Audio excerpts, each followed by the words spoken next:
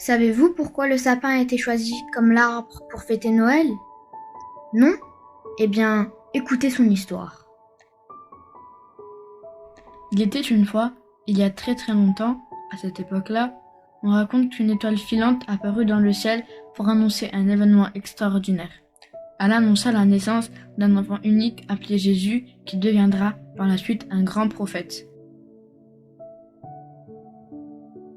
La mère de l'enfant, prénommée Marie, était une femme tellement pauvre qu'elle accoucha de son enfant dans une étable au milieu des animaux.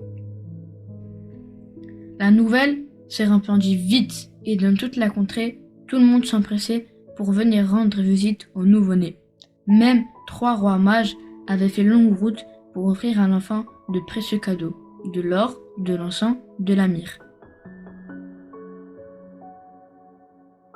Et on raconte que dans la forêt à proximité de l'étable, les animaux et les arbres songeaient également à faire don d'un présent au nouveau-né.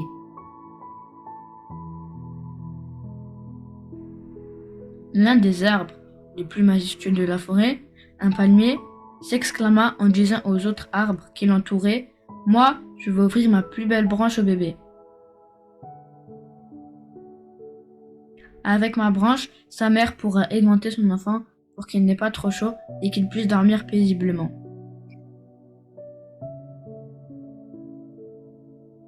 À côté du majestueux palmier se dressait l'arbre le plus fort de la forêt, un olivier. Celui-ci s'exclama à son tour. « Moi, j'offrirai un nouveau-né mes meilleures olives, pour que sa mère puisse en extraire une huile et masser son bébé avec cette huile pour lui rendre la peau douce. » Les 2 arbres, l'olivier et le palmier, se tournèrent vers l'arbre le plus chétif de la forêt, un sapin. Le palmier lui demanda « Et toi, le sapin, qu'as-tu donc à offrir à l'enfant? Tu n'as rien, mis à part tes épines. » « C'est vrai, rétorque l'olivier, et surtout, ne lui donne rien. Ne lui donne rien de toi, car avec tes branches qui piquent, tu risquerais de blesser le bébé. »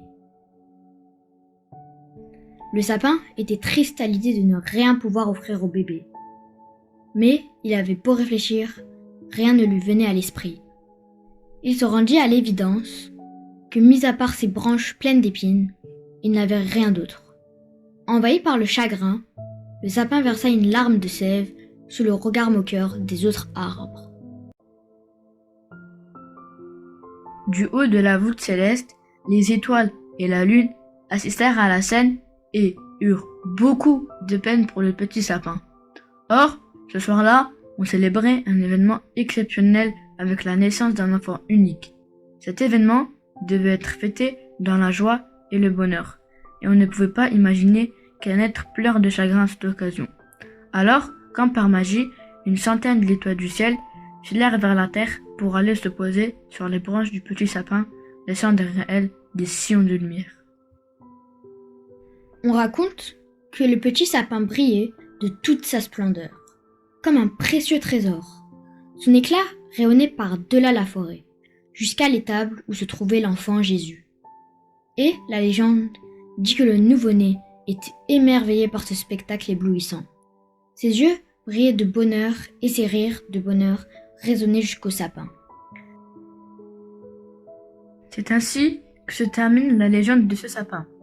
Elle engendra une tradition qui perdure depuis des générations et par-delà toutes les frontières du monde, puisqu'on raconte que depuis ce jour-là, lorsque les chrétiens fêtent Noël, ils choisissent un sapin à décorer avec des guirlandes de lumière et des boules scintillantes en mémoire de ce sapin paré d'étoiles qui va faire un magnifique spectacle à l'enfant Jésus le jour de sa naissance.